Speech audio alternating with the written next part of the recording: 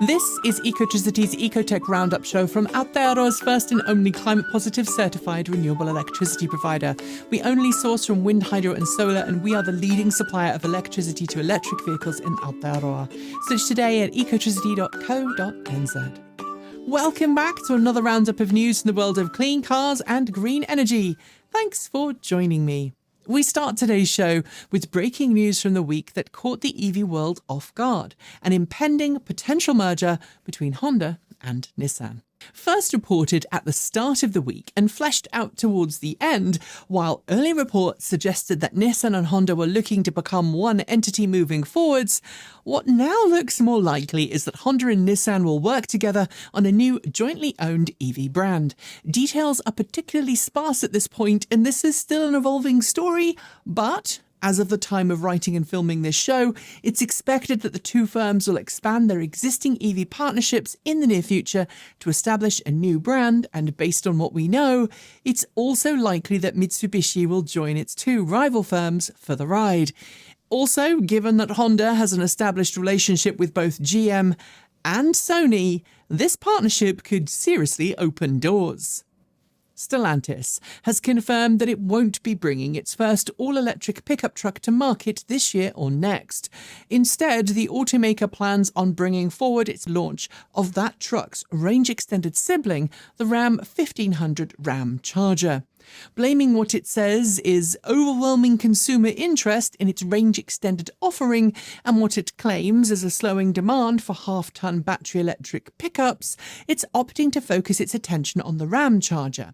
With a 92 kilowatt-hour battery pack, that particular variant promises around 145 miles of electric range, with range-extended capabilities for longer-distance trips. But given the specs of the onboard generator, 130 kilowatts, I'm going to admit to being a little worried about how it will behave when the battery pack is flat. The all-electric Ram 1500 BEV, meanwhile, well, we might see it in 2026, if we're lucky. The US Supreme Court has declined to hear a court case submitted to it by Ohio and 16 other Republican-led states trying to stop California from implementing its own clean air rules.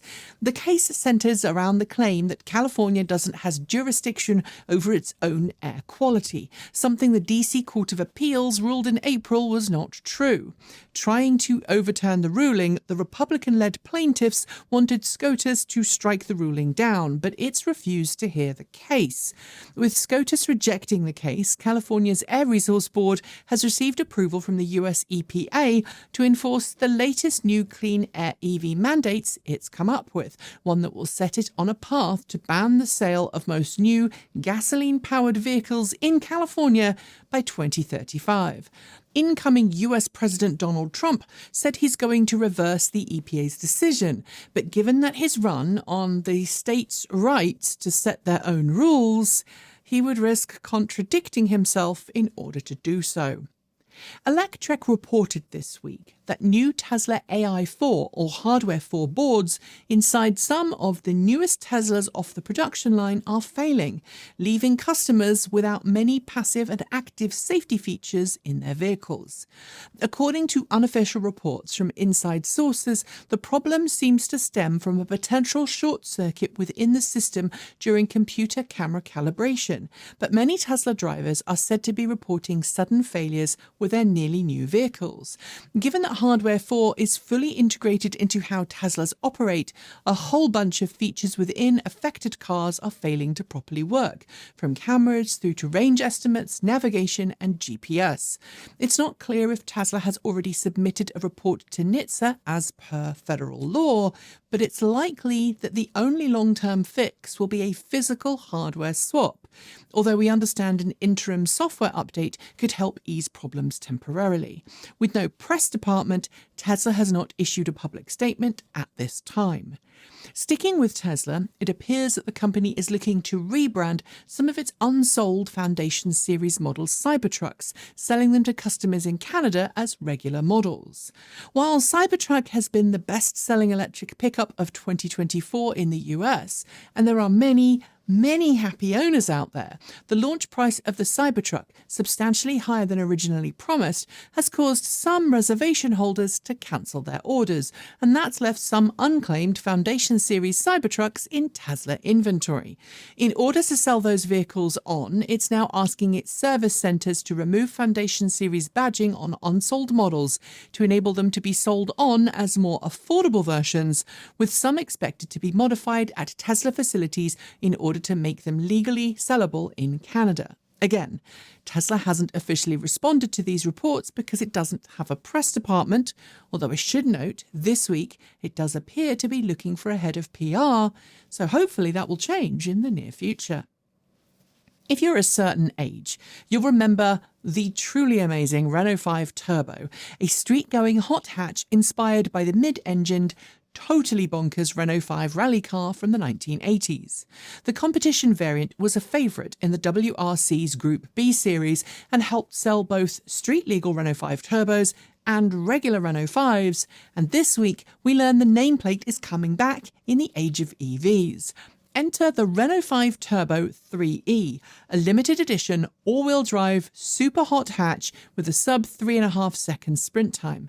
Showcasing it on camera to us and company CEO Luca De Meo this week, the car takes the already in production Renault 5 and gives it the classic rally treatment of its ancestor, complete with big wings, bigger flares, and a promise of around 370 kilowatts at the wheels. This might not sound like much in a world where luxury EVs are regularly hitting that kind of figure, but remember, this is a compact hatchback, not a heavy armchair on wheels. But before you get excited, 3 things. It'll only be available in Europe, it will have a 6-figure price tag, and only 2,000 will be made. That doesn't stop me from wanting to have a go. On last week's show, I shared news from Stanford University, where researchers had concluded that laboratory EV battery lifespan calculations were a little overly conservative. This week, that assertion is backed up by some real-world data from German test organisation DEKRA. It's concluded from more than 25,000 state-of-health tests of in-use EVs that even in high-mileage vehicles, like a fleet of Jaguar I-Pace electric taxis that have been in use in Munich since 2018, we're seeing great state-of-health readings of between 95 and 97%, even in the case of those taxis, after more than 250,000 kilometres or 155,000 miles of use. While EV batteries in general are surviving far better than feared originally, DEKRA does warn that there will always be a few outliers. But it notes that the overwhelming majority of vehicles it's tested are aging far more slowly than previous engineering predictions estimated. When the original Fiat 500e was available in key compliance car markets around the US about a decade ago, the company pushed some truly impressive lease deals for customers to enjoy. The logic there was pretty simple. It was more affordable for Fiat to offer impossibly affordable lease deals at a loss than it was for the automaker to pay massive fines for not selling enough EVs. And 12 years later, those seemingly too good to be true deals are back, but for a slightly different reason. At least they are for EV fans in Colorado. Thanks to Colorado's $7,500 EV tax credit program, combined with the current US federal tax credit for EVs, dealers in the state are able to knock $15,000 off list pricing for leasing, which, when you take into account the expected residual value of the car after 3 years and 30,000 miles, means that customers can have a zero down, zero per month, 3-year, 30,000-mile lease. You do have to pay about $2,000 in lease fees over the course of your lease term, or about $64 per month, but it's still a cracking deal. Tesla CEO Elon Musk has been very actively involved in politics of late and played a massive role in helping Donald Trump get re-elected to the White House. And now he's looking to cash in on that investment, with the Trump transition team recommending this week that the incoming administration repeal NHTSA safety requirements that currently force automakers and robotaxi firms to report all crash data pertaining to collisions involving semi or fully autonomous vehicles, something that Elon Musk has claimed unfairly targets Tesla. As Reuters notes, 40 out of 45 fatal crashes reported to NHTSA involving some kind of autonomous driving through October 15th involved Teslas, hence Elon Musk's claims of unfair scrutiny. The transition team wants to, quote, unquote, liberalise autonomous vehicle regulation and make it easier for car companies to build and sell autonomous vehicle technology without needing to meet current safety standards. And after that, let's finish the segment with some really good news from the US state of Montana. If you're not from the US, you might not know much about the state, but I should let you know that Montana's not exactly known for being progressive. And when the Montana Environmental Policy Act was signed a few years ago, explicitly banning consideration of environmental factors in the permitting process for oil and gas drilling, a bunch of teens from the state decided to take action. They took the state to court, arguing that the rules were against the state constitution, which explicitly states that all Montanans have a right to a clean and healthful environment, end quote. Their claim was upheld in district court in 2023, but the state appealed the decision to the state's Supreme Court, which this week upheld the 6-1 decision. I'm sure that this will head to the US Supreme Court, but honestly, it is so wonderful to see legislators who don't care about anything but their own interests and pockets to be metaphorically hoisted by their own petard of their local legislation. Bring it on. Before we get to the last two stories, I have a quick question. Are you in the market for a new EV? If you are, and you live in Aotearoa, you should totally check out our very own buyer's guide at ecotricity.co.nz. It's packed with all the information you need to pick a car that's right for you and includes plenty of details about available vehicles, daily life with an EV, how to file and pay your RUCs, and so much more. So follow the link below and start your journey today. I don't know about you, but this year's been quite the roller coaster in terms of the EV industry, so I wanted to finish today's show with two stories that I hope will make you smile for different reasons. And the first is the absolutely amazing news that while some markets may have seen a drop in EV sales for a whole slew of reasons this year, global EV sales for November set a new record, with 1.8 million electric vehicles sold around the planet. This is up 100,000 vehicles on October's figure, which was the previous record, and results in a year-to-date improvement around the world of 25% year over year. So far this year, not including December, 15.2 million new EVs have hit the roads, showing that while some politicians and fossil fuel executives might want EV sales to end, they are now literally too big to fail.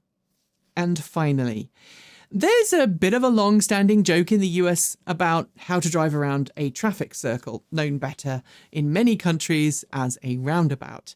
As a British, Canadian, American, I know how to drive around roundabouts, and I very often gripe when I get behind someone who clearly isn't au fait with the best way to use them. This week, a video surfaced online that sadly I don't have the rights to share with you, but which showed that it's not Americans unaccustomed to roundabouts who are the only people who get stuck on them. Sometimes self-driving cars can too.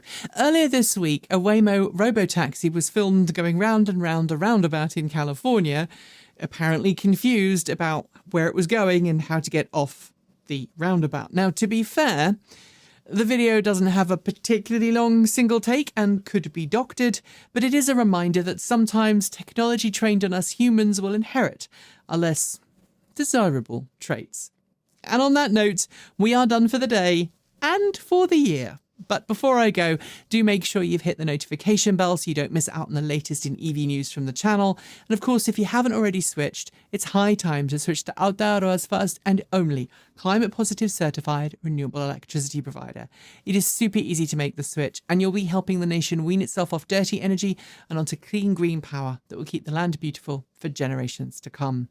I'll be back early next year, but in the meantime, thank you from everyone here for your viewership during 2024.